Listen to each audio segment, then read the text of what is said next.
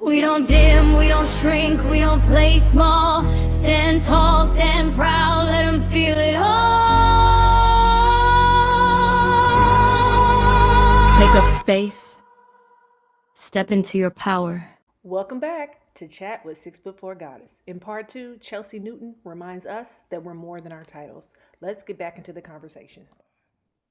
That's what's up. It's funny that you mentioned you still a hooper and that's your core because I'll be completely honest, like that is one of the things that turned me off about being like a professional player. Uh, Yeah, a lot of yeah, people, of course, would tell me, "Are you a basketball player?" And I would be like, "Do I look like one? Do I carry right. myself as one?" And I used to, I would get like offended, like I don't carry myself as a hooper, Yeah, but yeah, and everything people told me about the league wasn't really good, yeah, yeah, as far as women bullying other women if you dress too cute or too yeah, girly or too this and that. The femininity part of me yeah. is going to be taken away. And baby, I had just found my femininity. So it was like, why would I go and do that?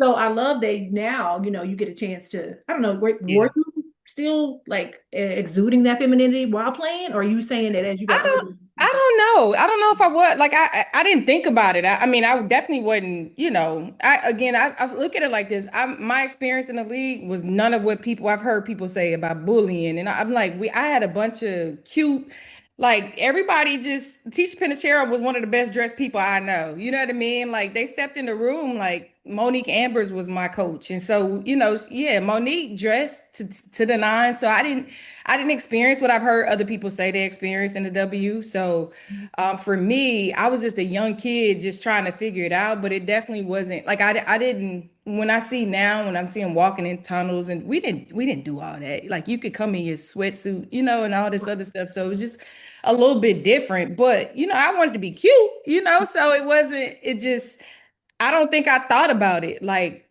I didn't think about it at all about what I look like, but I definitely wasn't walking around looking crazy. I Right. look presentable. You Right. know what I mean? Um, but yeah, like I said, I didn't think about it until as I got older. My college coach, which is Coach Stringer, always she was huge on, take a seat at the table. We don't take breadcrumbs, so your presentation is what matters. And so when we traveled, we had to dress up in college. Mhm. So, and it was ground rules to that. We couldn't have Timberlands or anything like that. So I knew early on, like when people would come visit me at home visits in high school, I would dress up like I was going to church. Oh, So you know what I mean? So I knew how to be presentable and to walk around and yeah. be my best self. I Yeah. just stepped into a different role, I think, of really like hair care products and your facial, you know what I mean? All those things a little bit later in life. So Okay. That makes sense. That makes yeah, perfect sense. yeah. What do you think young women today misunderstand the most about confidence? Hmm. I think a lot. I don't know. There's a mixture of arrogance and confidence that I think that and sometimes a little bit of attitude. I think that people think that being confident means being rude, right? Or Yes. being Yes. confident means that I need to boast about who I am and what I can do and how much money I make and all those things. Just to me, confidence. I would hope that the young woman can see a confident person as somebody who walks in the room and can speak to everybody in the room, can smile at everybody at the room, can be respectful when they see the hostess or the person standing there and be nice and cordial. Confidence has nothing to do with what you own and how much you have. You know what I'm saying? So I think that sometimes we get that misunderstood, and it's the more confidence the more respectful you should be. That part. And I think conversations like this are important because younger women are watching how leadership is carried, how Yeah, confidence is exuded, yeah, and a lot of times that can be, blurry.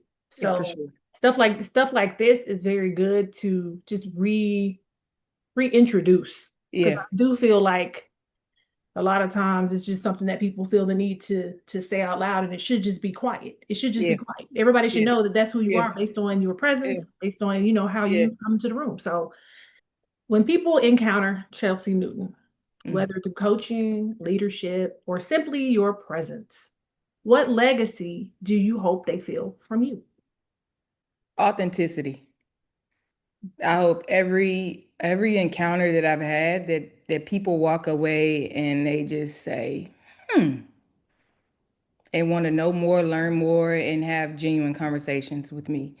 I don't ever want to walk in a room and somebody or encounter someone and left with the notion of that was leave a bad taste in somebody's mouth.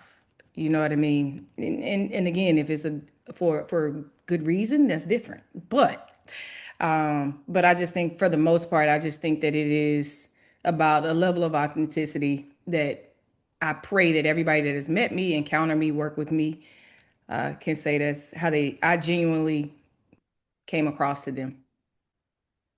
I believe that that's a great observation about, what you will leave. I do believe that this authenticity is what you embody. I do believe that. Oh, So thank you. I do believe that is something that you already achieved. But okay, so before I let you go, we have to do 6'4" goddess quick fire round. It's Ooh, just a little few things, like not even questions, but they're just either ors, and you okay. can say the first thing that comes to mind. Okay, okay. Early mornings or late nights? Early mornings. Tough coach or players coach? Oh, tough coach. Biggest pet peeve? Chewing with your mouth open. Cannot take it. Cannot take it. I can't. Cannot take it. And the chewing up the gum. It would be like, do you hear yourself? You know what, and I chew gum hard too, and sometimes I have moments where I'm like, you know what, I was smacking my bad. But yes, chewing, Okay. hearing chewing noises, I Hmm, cannot take. got it. One word that describes this season of your life. Ooh, submission. Submission. Submission. Yeah. Coffee or tea? Coffee all day. Introvert or extrovert? Crazy enough, introvert. Not you.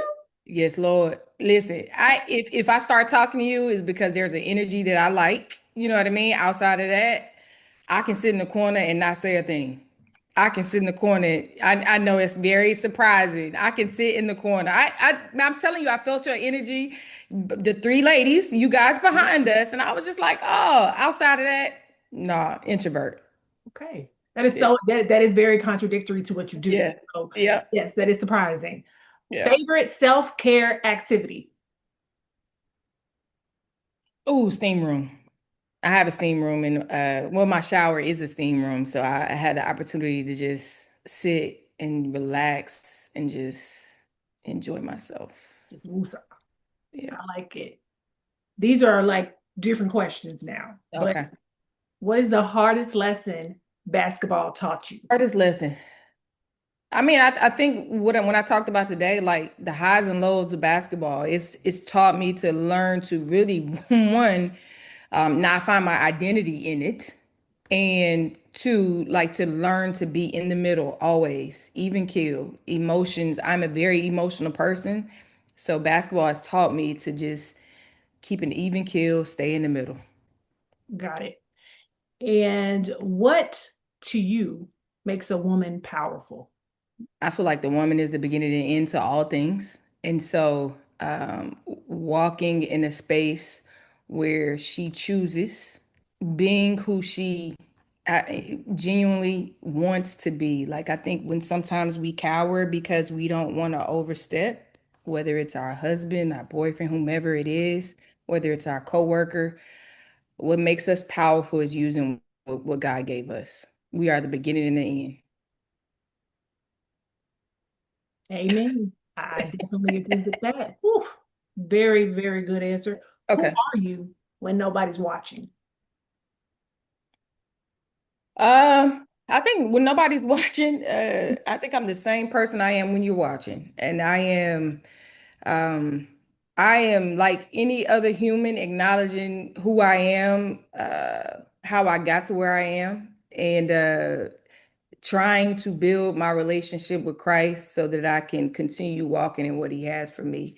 And that is all day, every day. But when I tell you I'm still a good time, I'm still a good time when nobody's watching too. So, but I think that's the biggest thing though for me. Like I just want to be the same person all the time and do what I'm supposed to be doing. That's great. That's great because that just again goes back to your authenticity because Yeah. you're who you are in private as well as you are who you are in public. Yeah. And that's what's missing today is that you even said it before, people putting on a show, Yeah. and that's not what it's about. But Facts. it's what is expected. Yeah, for And sure. that got to change. But we Yeah. only are one person, and it does take one person at a Yeah. time to create these changes. And you are definitely doing that, shaking the table, making sure that these girls and these women are all taught about confidence and all taught about resilience. So thank you for the work that you do. I Oh, think thank that you. people need to give you your flowers now because you are definitely doing the Lord's work. Thank For you. sure. You are very welcome. Thank you so much for joining me on Chat with 6'4" Goddess. This conversation was so authentic and so necessary. So, to everyone watching, never shrink your ambition, your confidence, your femininity, or your voice just to make other people comfortable.